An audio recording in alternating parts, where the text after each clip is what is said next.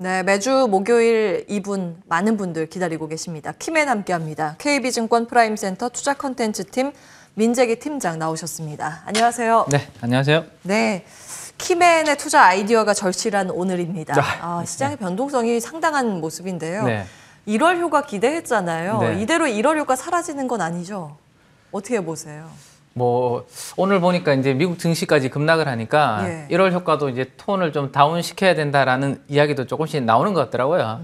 저는 개인적으로 아직은 희망을 좀 가져가고 싶습니다. 연초니까 아직은 좀 더 희망을 가져가고 싶은데 일단 오늘 미국 시장에 있었던 그 이슈부터 잠깐 말씀을 좀 드리면 최근에 우리나라 이제 증시의 조정 원인은 두 가지 정도로 저는 이제 기본적으로 생각이 되는데, 연준의 이제 긴축 우려, 그리고 이제 많은 분들이 이야기를 하셨겠지만 금융 투자와 관련된 이 수급 문제, 이 부분이 이제 우리나라 국내 증시가 연초부터 부진한 두 가지 배경이라고 생각이 되는데요. 일단 미국 연준의 긴축 가속화 우려, 이 부분부터 먼저 한번 말씀을 좀 드리려고 하는데, 오늘 새벽에 좀 시장에서 예측하지 못했던 문구가 하나가 나온 게 이제 QT라는 이야기가 나오면서 거기에 이제 좀 시장이 많이 놀란 것 같아요. 깜짝 놀란 것 같은데, 우리가 QE는 많이 좀 들어봤는데 지금까지 수년간 양적 완화라는 거 했기 때문에 QE는 많이 들어봤는데, QT는 이 T가 타이트닝 그죠? 이제 양적 긴축이라는 거는 사실 낯섭니다. 그러다 보니까 시장에서 오늘 좀 미국 증시가, 제가 사실 새벽에 오늘 3시에 안 자고 보고 있었거든요. 그래서 다우가 한 0.3에서 0.4% 플러스였고, 나스닥은 점점 하락해서 마이너스 1%까지 제가 보고 있었는데, 이 부분이 나오면서 순간적으로 이제 다우도 마이너스로 전환되고 더 빠졌는데, 제가 봤을 때는 너무 걱정하실 필요는 없을 것 같아요. 왜냐하면 이 QT라는 것도 두 가지 종류가 있습니다.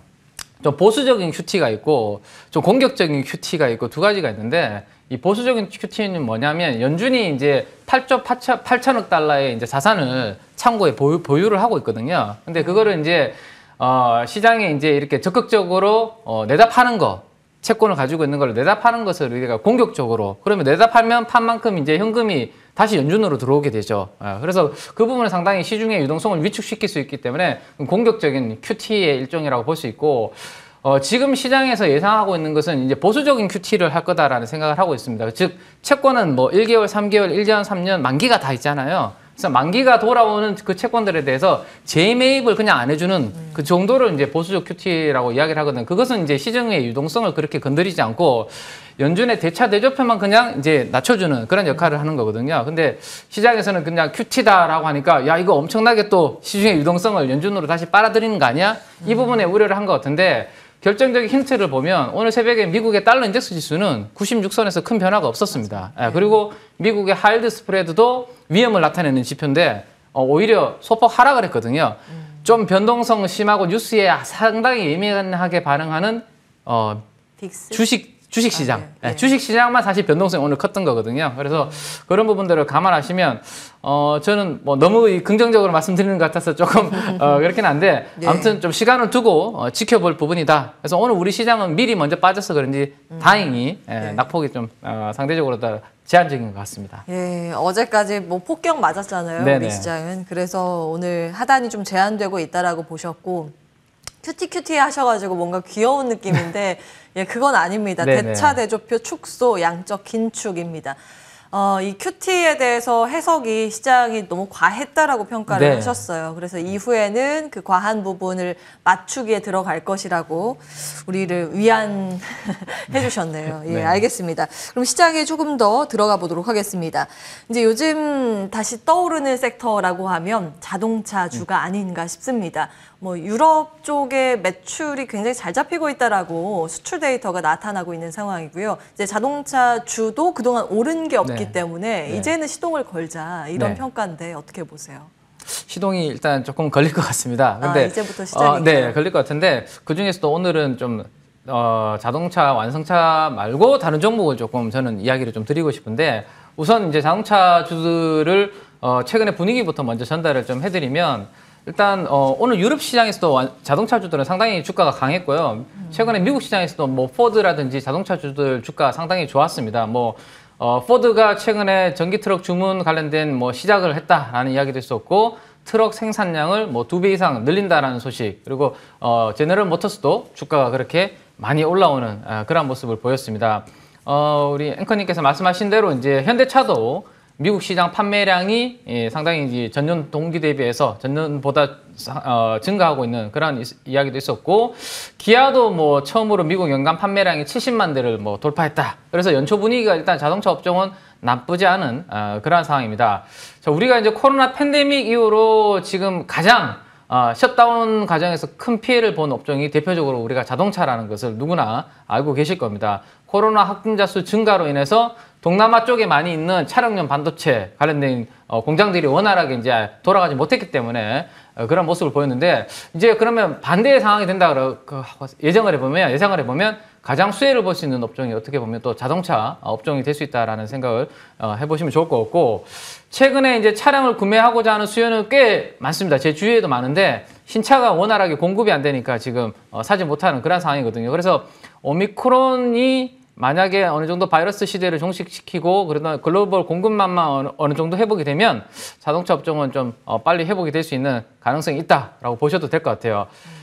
작년 8월 달부터 긴 박스권에 지금 갇혀있는 주가 흐름입니다. 지금 현대차도 그렇고 기아도 그렇고 이 완성차 주가들이 여기에서 강하게 치고 올라가려면 뭔가 애플카와 같은 좀 섹시한 모멘텀이 또다시 나타나든지, 아니면 완성차 업체들의 이제 자동차 출하가, 글로벌 출하가 좀 증가를 해야 되는데, 제가 준비해온 그래프들을 쭉 한번 보시면 현대도 그렇고 현대차도 그렇고 기아도 그렇고 대부분 글로벌 자동차 출하가 큰 폭으로 지금 하락을 한 상황이고, 겨우 살짝 지금 반등을 보일까 말까 하는 그 정도 흐름입니다. 여기에서 이제 박스권을 강하게 막 추세적으로 치고 올라가기는 좀 쉽지 않은 그런 부분이 있다라는 거 말씀드리겠고요.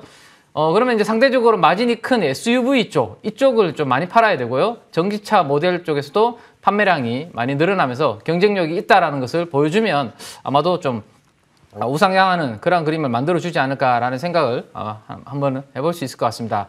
자, 그래서 이제 만약에 이제 글로벌 출하가 증가가 된다라고 했을 때 완성차 주가와 같이 봐야 되는 쪽은 제가 봤을 때 타이어 회사 중에 한국타이어&테크놀로지라고 있습니다. 이쪽을 여러분들께서 같이 한번 보시면 될 것 같아요.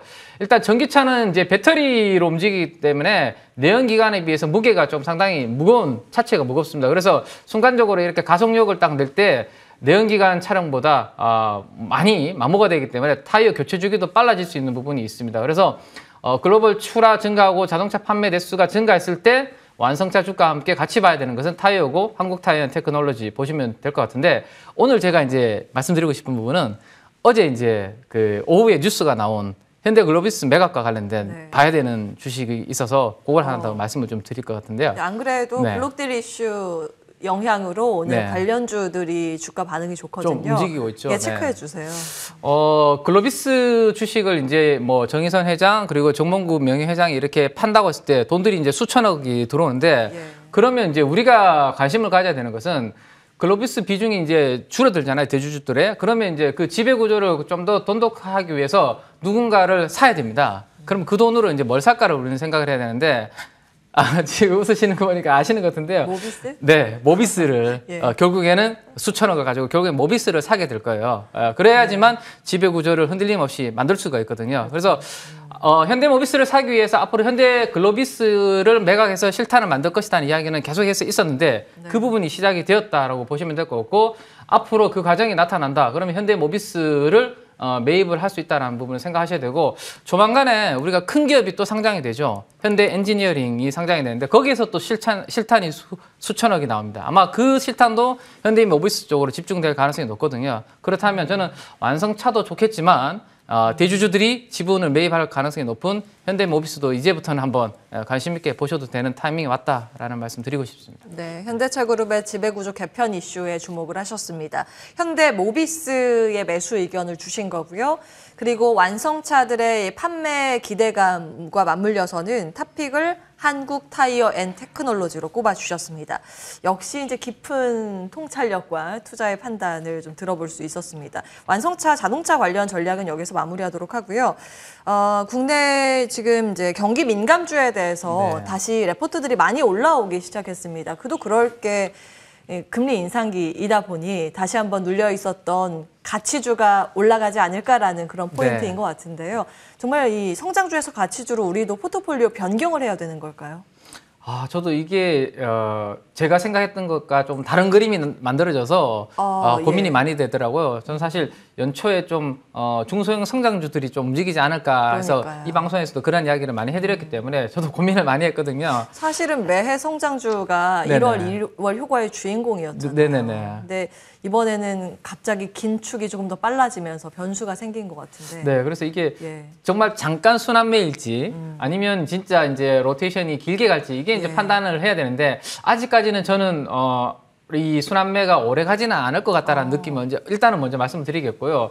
연말까지 긴 호흡으로 본다면 저는 기존에 제가 생각했던 스탠스를 조금 더 유지하겠다라는 말씀을 드리고 싶은데 말씀을 좀 드려보면 일단은 우리 시장이 연초부터 그 기계적 매물로 인해서 시달리고 있습니다. 근데 앞에서 이제 다양한 분들이 말씀을 하셨는데 제가 봤을 땐 다음 주 중반 정도 되면 이 기계적 수급은 어느 정도 일단락이 될 가능성이 높습니다. 그래서 그 부분에 따라서 지금 하락하는 부분에 대해서 우리가 너무 실망을 빨리 할 필요는 없겠다는 생각이고 일단은 이 가치주 성격의 이 시클리컬 업종이 반등을 이제 시도를 하면서 주도주 자리를 놓고 지금 힘겨루기를 하면서 시장의 변동성을 오히려 저는 더 키우고 있다라는 생각이 좀 들거든요. 그래서 제 결론은 올해 감익이 이제 이익이 감익되는 업종은 좀 긴 호흡으로 봤을 때 좀 주도주로서의 움직이기에는 좀 쉽지 않지 않겠냐라는 게 아직 제 생각입니다.